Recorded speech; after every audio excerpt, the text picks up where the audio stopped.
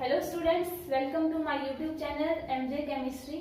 आज के लेक्चर में हम बात करने वाले हैं कंसंट्रेशन के बारे में और कंसंट्रेशन से रिलेटेड कुछ नंबर ऑफ टर्म्स कि हम कंसंट्रेशन को एक्सप्लेन कैसे कर सकते हैं।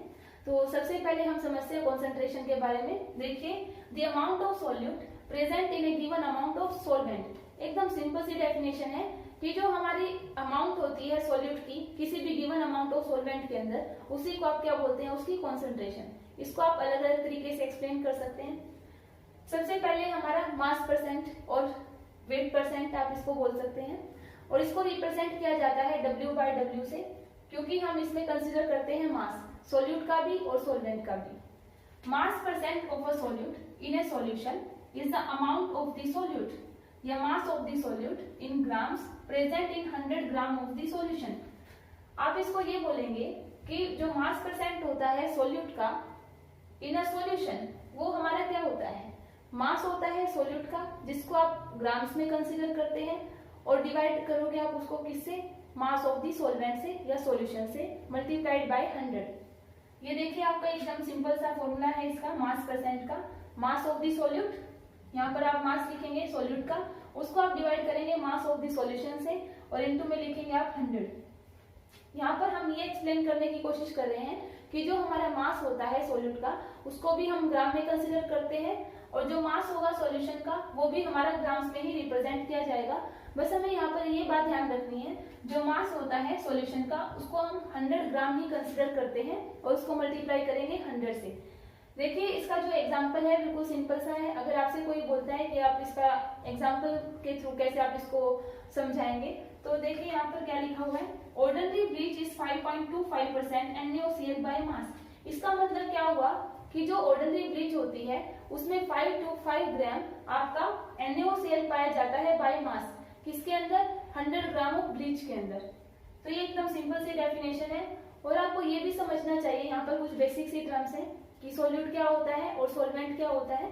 तो सॉल्यूट को आप कैसे एक्सप्लेन करेंगे, सॉल्यूट एक सिंपल सा हमारा क्या होता है, वो सब्सटेंस होता है जिसको आप सॉल्वेंट के अंदर ऐड करते हो ताकि आपका फॉर्मेशन हो किसका, सॉल्यूशन का।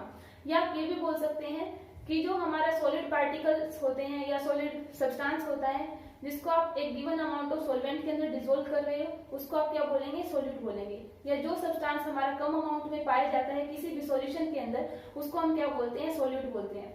ऑन दी अदर हैंड, अगर हम बात करते हैं सॉल्वेंट के बारे में, तो जो सब्सटेंस हमारा ज्यादा मात्रा में पाया जाता है या जिसकी क्वांटिटी ज्यादा होती है, उसको हम क्या बोलते हैं, सॉल्वेंट किसी भी सॉल्यूशन के अंदर। और जब ये दोनों सब्सटेंस हमारे कंबाइन होते हैं या सॉल्यूट जब सॉल्वेंट के साथ कंबाइन होता है, तब आपकी फॉर्मेशन होती है सॉल्यूशन की। अब हमारे यहाँ पर जो सॉल्यूशन होते हैं उसकी एक डेफिनेशन और होती है, बाइनरी सॉल्यूशन। तो आपको ये भी समझना चाहिए बाइनरी सॉल्यूशन क्या होता है। बाइनरी सॉल्यूशन वो सॉल्यूशन होता है जिसमें आपके सिर्फ 2 कंपोनेंट्स पाए जाते हैं, उसको आप क्या बोलते हैं, बाइनरी सॉल्यूशन। जैसे वहां पर आपका अगर एक सॉल्यूट पाया जाता है और उसमें आपका क्या होगा, एक सॉल्वेंट होगा, इन दोनों के कॉम्बिनेशन से आपका जो सॉल्यूशन बनेगा आप उसको बाइनरी सॉल्यूशन बोल सकते हैं, क्योंकि इसमें एक सॉल्यूट है और एक सॉल्वेंट है। मींस यहाँ पर आपके 2 सब्सटेंसेस ऐड किए जा रहे हैं, इसलिए हम इसको क्या बोलते हैं, binary solution. Binary by means 2, तो इसलिए इसका नाम क्या रखा गया है, बाइनरी सॉल्यूशन। स्टूडेंट्स, अब हम देखते हैं स्ट्रेंथ की डेफिनेशन। देखिए, स्ट्रेंथ क्या होती है, the strength of a solution is defined as the amount of solute. ये हमारी अमाउंट होती है सॉल्यूट की, किसके अंदर, इन ग्राम्स। आप उसको ग्राम्स में कंसीडर करेंगे, और वो किसके अंदर प्रेजेंट होगा, वो प्रेजेंट होगा हमारा पर लीटर ऑफ द सॉल्यूशन के अंदर। पर लीटर ऑफ सॉल्यूशन का मतलब क्या है, हमारा जो सॉल्यूशन होगा उसको हम 1 लीटर कंसीडर करेंगे। इसका जो फॉर्मूला होगा वो हमारा क्या होगा, strength is equal to mass of solute in grams. जो मास है सॉल्यूट का वो आप ग्राम्स में कंसीडर करेंगे, और उसको आप डिवाइड करेंगे किससे, जो वॉल्यूम होगा सॉल्यूशन का वो हमारा लीटर्स में कंसीडर किया जाएगा। तो जो आपकी इसकी यूनिट होंगी वो क्या होंगी, क्योंकि जो हमारा सॉल्यूट है उसको हमने ग्राम में एक्सप्रेस किया है, और जो सॉल्यूशन है वो हमारा वॉल्यूम है, उसका वॉल्यूम कंसीडर किया गया है। वॉल्यूम को हम हमेशा लीटर में रिप्रेजेंट करते हैं, दैट्स व्हाई इसकी जो यूनिट होगी वो होगी ग्राम पर लीटर। नेक्स्ट है आपका मोलरिटी। मोलरिटी को हम जो एक्सप्लेन करते हैं तो हमें उसमें सबसे पहले जो टर्म होती है, नंबर ऑफ मोल्स या मोल्स ऑफ द सॉल्यूट, उसको समझना चाहिए कि मोल्स क्या होते हैं और मोल्स को हम कैसे फाइंड आउट कर सकते हैं। फॉर एग्जाम्पल, जैसे आपको यहाँ पर लिखा भी हुआ है कि मोल्स ऑफ द सॉल्यूट, तो मोल्स ऑफ सॉल्यूट आप आप निकालते कैसे हैं, देखिए मोल्स ऑफ सॉल्यूट निकालने के लिए हमें क्या करना होगा, जो गिवन मास होता है उसको हम ऊपर रखते हैं और जो मोलर मास होता है सॉल्यूट का उसको हम उसे डिवाइड कर देते हैं, तब आपका क्या आएगा, number of moles of solute. तो एकदम सिंपल सा तरीका है नंबर ऑफ मोल्स निकालने का किसी भी सॉल्यूट का। गिवन मास आप ऊपर रखेंगे और डिवाइडेड बाय मोलर मास, उसको आप उससे डिवाइड करेंगे तो आपके नंबर ऑफ मोल्स आ जाएंगे सॉल्यूट के। देखिए अब डेफिनेशन क्या है, number of moles of solute present पर लीटर ऑफ द सॉल्यूशन, कि आपके कितने number of solute, number of moles present हैं सॉल्यूट के, किसके अंदर, पर लीटर ऑफ द सॉल्यूशन के अंदर। तो मोलरिटी इसको आप कैपिटल एम से रिप्रेजेंट करेंगे, it is equal to moles of the solute by में volume of the solution in litres. Students अब हम बात करेंगे मोलरिटी के बारे में, मोलरिटी क्या होती है।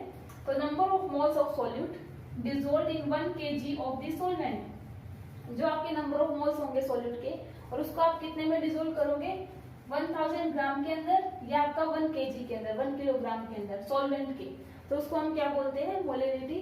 मींस देखिए मोलरिटी और मोलरिटी में सिर्फ डिफरेंस कहाँ पर आता है, यहाँ पर डिफरेंस जो वहां पर था आपका, उसमें हमने लिखा था वॉल्यूम, यहाँ पर आपका मास आएगा, मास of the solvent in KG, ऊपर आपका सेम रहेगा मोल्स ऑफ द सॉल्यूट, उसमें भी हमने ये लिखा था moles of the solute divided by volume of the solution in litre, but यहाँ पर आप क्या लिखेंगे, मास of the solvent in KG. Next है आपका नॉर्मेलिटी, नॉर्मेलिटी को आप कैपिटल एम से रिप्रेजेंट करते हैं और जो आपका मोलरिटी है उसको आप स्मॉल एम से रिप्रेजेंट करेंगे, जबकि जो आपका मोलरिटी था उसको आप कैपिटल एम से रिप्रेजेंट करते हैं। तो जो आपका नॉर्मेलिटी है उसको हम कैसे एक्सप्रेस करेंगे, number of gram equivalents of the solute, हम जो सॉल्यूट कंसीडर करते हैं उसको मेजर किया जाएगा ग्राम इक्विवेलेंट के अंदर और वो प्रेजेंट होगा किसके अंदर, पर लीटर ऑफ द सॉल्यूशन के अंदर, उसको आप क्या बोलेंगे, नॉर्मेलिटी। तो नॉर्मेलिटी का जो फॉर्मूला होगा वो क्या होगा, gram equivalent of solute by में volume of solution in litre, means आप जो वॉल्यूम कंसीडर करेंगे सॉल्यूशन का वो हमारा लीटर्स में होगा। अब देखिए हमारे दिमाग में ये क्वेश्चन आएगा कि हम ग्राम इक्विवेलेंट को कैसे निकालेंगे सॉल्यूट के, क्योंकि जो आपका सॉल्यूट होता है कई बार वो आपके पास कोई एसिड भी हो सकता है, वो आपके पास कोई बेस भी हो सकता है और आपके पास वो कोई आयन मतलब आयनिक कंपाउंड भी हो सकता है, आपके पास वो कोई साल्ट भी हो सकता है। देखिए इन सबको निकालने के अलग अलग तरीके होते हैं। जब भी आप इक्विवेलेंट मास निकालते हैं एसिड का, उसका फॉर्मूला आपका डिफरेंट होगा बेस वाले से, और आपका जो साल्ट का है वो अलग फॉर्मूला होता है।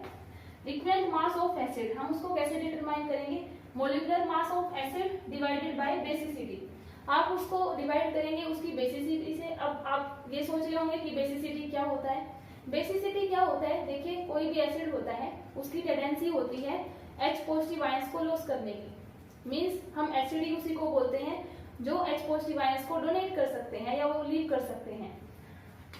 वो कितने number of H positive ions leave कर रहे हैं या डोनेट कर रहे हैं या वो दे सकते हैं, उसी को हम उसकी मतलब बेसिसिटी बोलते हैं। एसिड की बेसिसिटी होती है और बेस की एसिडिटी होती है। तो आप यहाँ पर क्या लिखेंगे, molecular mass of acid divided by it's basicity. On the same way आपका जैसे ये है इक्विवेलेंट मास ऑफ बेस, अगर आप बेस का इक्विवेलेंट मास निकालना चाहते हैं उसमें भी सेम प्रोसीजर है, बट यहाँ पर आपको एसिडिटी लिखना पड़ेगा। अब जैसे बेस होता है, बेसिस हमारे वो सब्सटेंस होते हैं जो OH नेगेटिव आयंस हमारे आसानी से दे सकते हैं, उनको हम क्या बोलते हैं, बेस बोलते हैं। तो आपका यहाँ पर जो एसिडिटी है इसका मतलब यही है कि कोई भी सब्सटेंस कितने number of OH negative ions leave कर रहा है या वो डोनेट कर सकता है, वो दे सकता है, उसको हम उसकी एसिडिटी बोलेंगे। और आप ऊपर रखेंगे मोलिकुलर मास ऑफ बेस। इस तरीके से आप इक्विवेलेंट मास निकाल सकते हैं बेस का।